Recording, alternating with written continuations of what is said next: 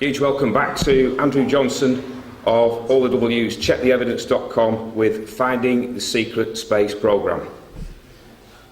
This one presumably isn't the Apollo programme with the bells, whistles and sparks televised to the world and those superseding it. I used to sprint home from school and later run my paper round to see these, wide-eyed and excited. Andrew suggests these popular events may not have been the only ones with an eye or an aim on space. The obvious questions are why, when, where and how did these occur? What was the modes of transport and maybe who benefits? Please welcome Andrew Johnson.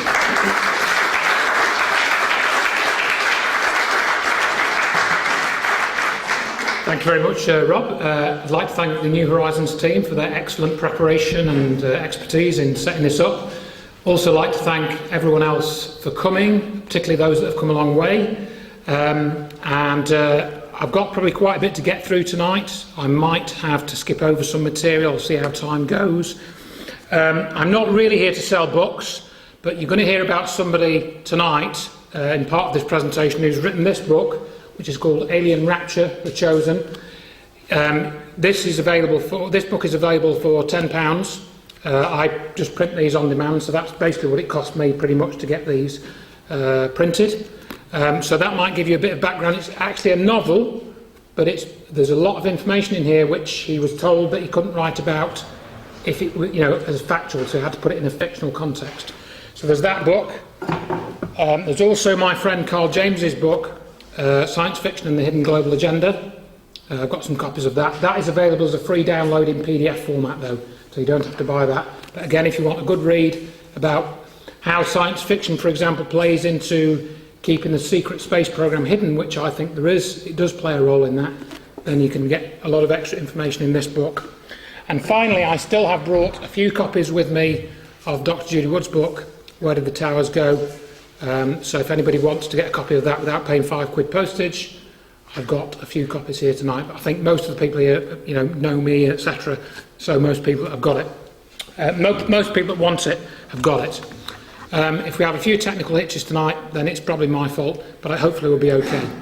So, I'm going to start off with a clip which I came across that somebody sent to me probably about a year ago or so, maybe a bit longer, and it's from a film by Richard Linklater, who recently, I think, either won an Oscar, didn't he, or nominated for an Oscar in the last, with one of his recent films.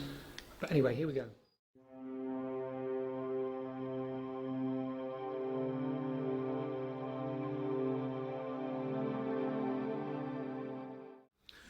So, is that just some portrayal of a crazy conspiracy nut in a sort of... It's actually like a road trip film. There's no real plot in that film. 1991 it was made. But is there real information in that film? I'll say the director, he wrote... he recently nominated for an Oscar with his most recent film, which I can't remember the name of. And he also did Through a Scanner Darkly and Waking Life. Those are two of his other films. So I think that you do get these types of disclosures embedded in these movies, but they're all jumbled up with some stuff that's just total rubbish as well, like some of what he was saying was the character there was saying. You can watch that whole film online if you want. That's about the only bit that's sort of related to what I'm talking about. The rest is just, like I say, it's like a road trip movie. So is there a secret space program? That's the question which I'm presenting to you. If such a secret space travel technology really does exist, could they have used it to get to the moon? I don't really know the answer to that question, but I remain open to the possibility. We're going to now listen to Nick Cook, John Maynard, Bill Hamilton and Edgar Fouché, and maybe a bit of John Leonard Walton to see what they've got to say about secret space program.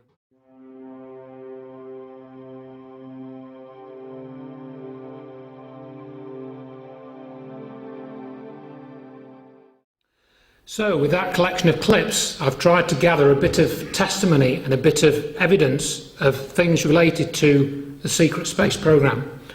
And I will go on through the presentation to show you that there was both information there and disinformation.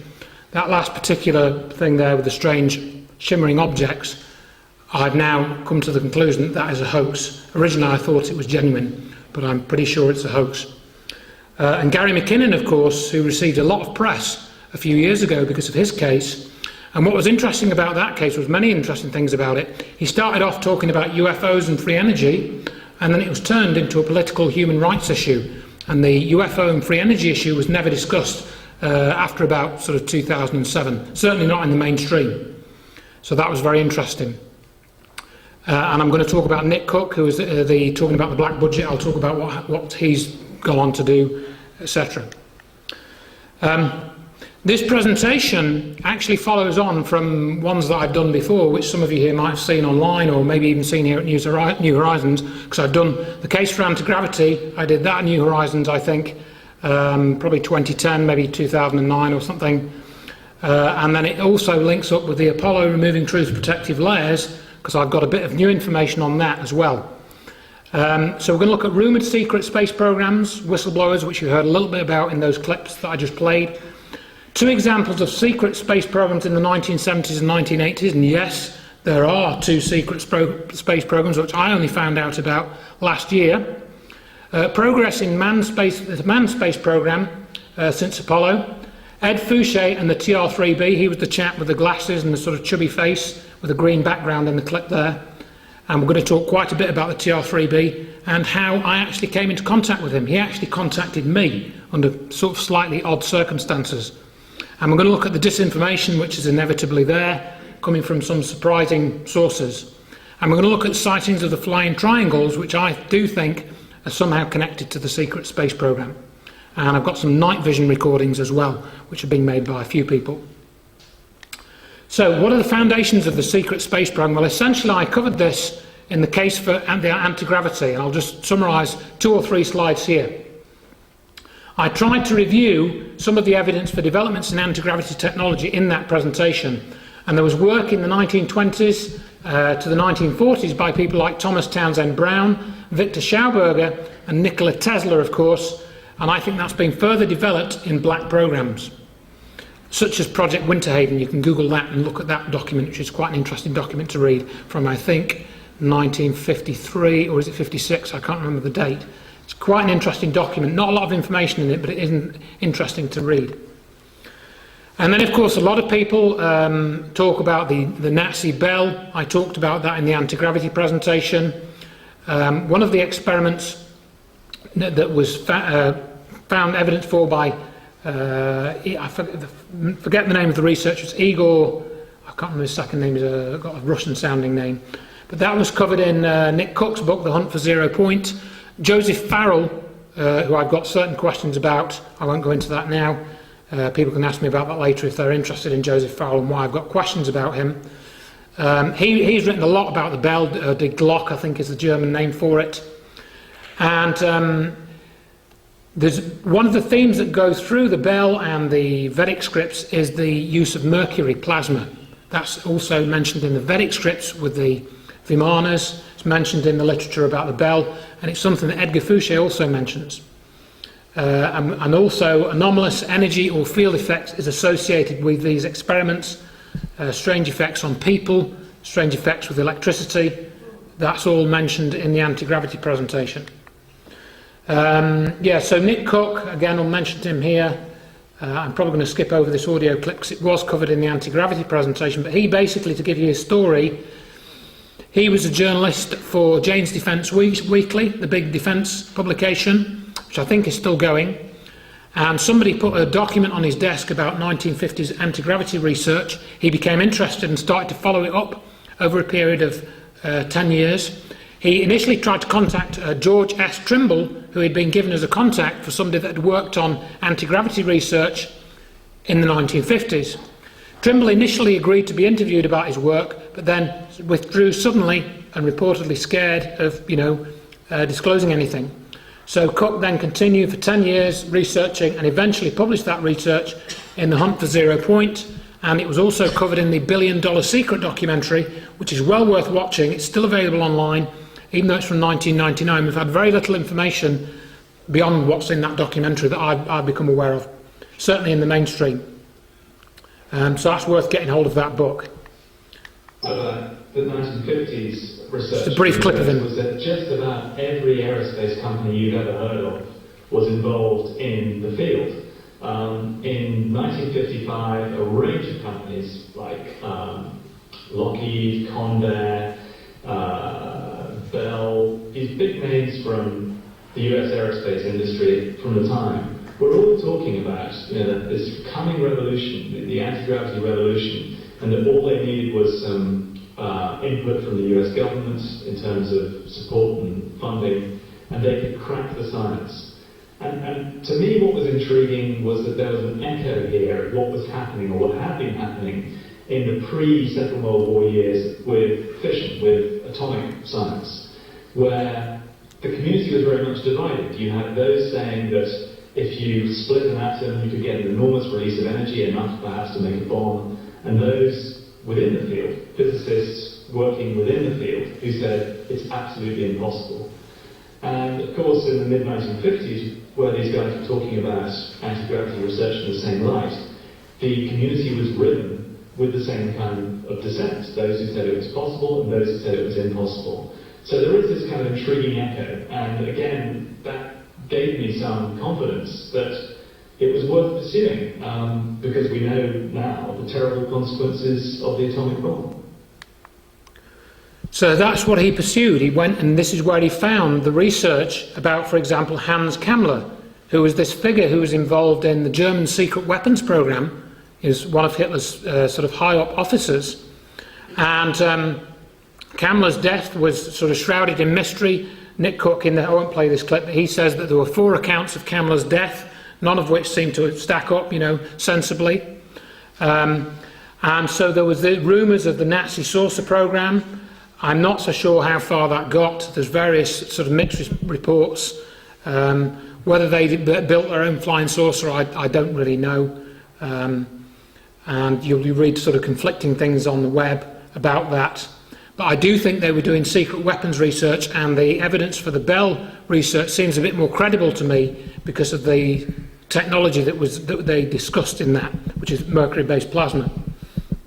So Hans Kammler was essentially the head of the German black programs, black projects.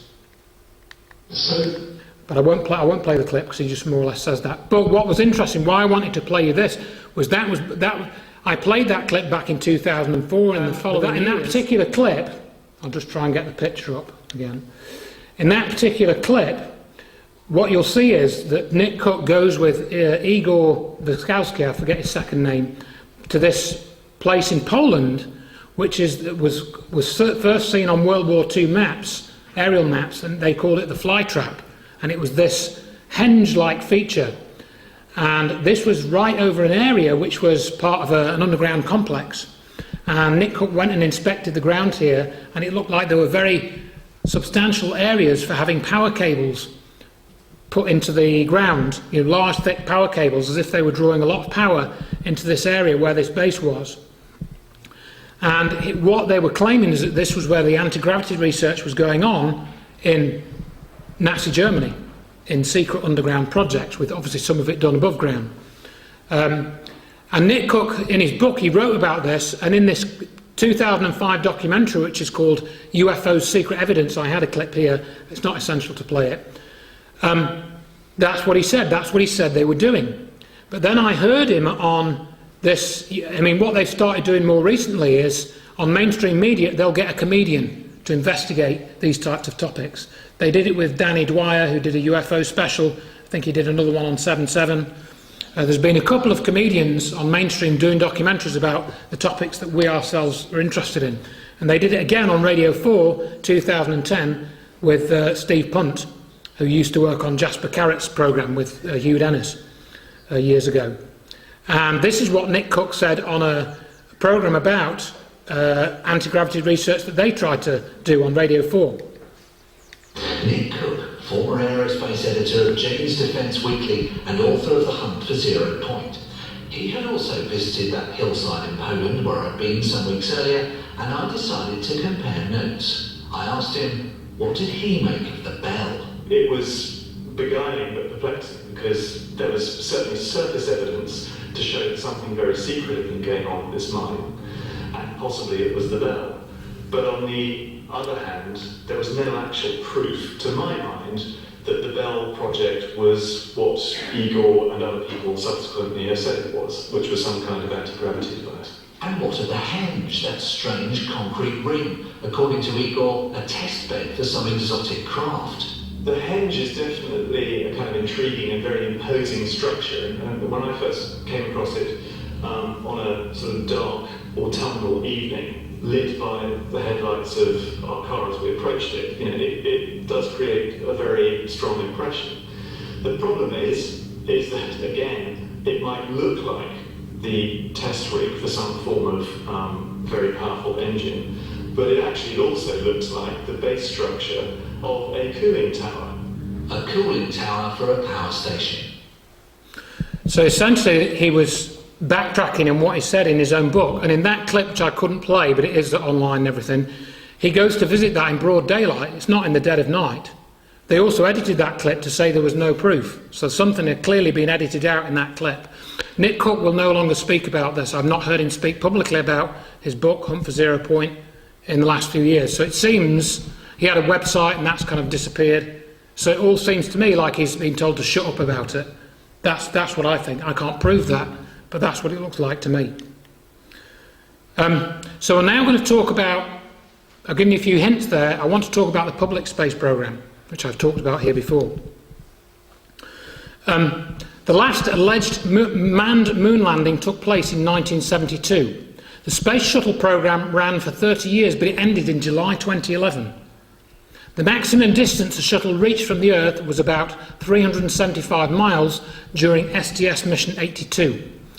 Unmanned space probes have visited all planets in the solar system except Pluto, and that will be visited, I think, next month by the new, ironically, the New Horizons probe will be at Pluto next month, I think it's scheduled there. So I'll be watching out for that. The USSR also had a shuttle program called Buran, but after one unmanned orbital flight in 1988, the Buran landed automatically and flawlessly, and it never flew again. So, as you know now, there is no US manned space program, and there hasn't been since 2011. How strange is that? I'll just give you a quick glimpse into some of the Apollo fakery, which I covered in Truth Protective Layers. I've got DVDs of that here. It's available online. I've done programmes about it with Richard D. Hall, of course. Some of you might have seen those. Those are all available up free online as well. It looks to me very much like, for example, the lunar rover battery couldn't have operated, so all those lunar rover images, they were just complete fakes. This particular image here on the right is of Charlie Duke's family, which was allegedly left on the surface of the moon. The problem is that the surface of the moon is over 100 degrees centigrade. That plastic should shrivel up and the photograph should curl up in 100 degrees C heat. So it's got nothing to do with shadows or camera angles or anything like that. The temperature issues seal the deal. That is a real photograph on a fake moon. End of. Now, people have criticised me for that because they say that the rules for transfer of heat would be different in a vacuum. But you've got a surface in contact, so that's heat by conduction, not convection, for those that know the physics. Other problems, Michael Collins did not see stars. He has actually changed his story about that. He saw stars on the Gemini mission, but he didn't see any stars on the moon. That's in the press conference, the post-NASA press conference. Some LRO images show the LM, actually that's wrong, I need to change that. It is the right size, but this is typically one of the LRO images. If I put that forward to you as a photograph of a UFO, would you believe that I haven't faked it? That's NASA's image from 2009 of the Apollo 11 landing craft on the moon, according to their own probe. Statements and speeches by Armstrong, Aldrin and others are most peculiar when considered in the light of their alleged achievements, e.g. Armstrong talking about removing truth protective layers. I think Armstrong did know there was a secret space program, but he wasn't allowed to talk about it. So just documenting some of the lies, here's one by Buzz Aldrin, one of several that Buzz Aldrin has committed.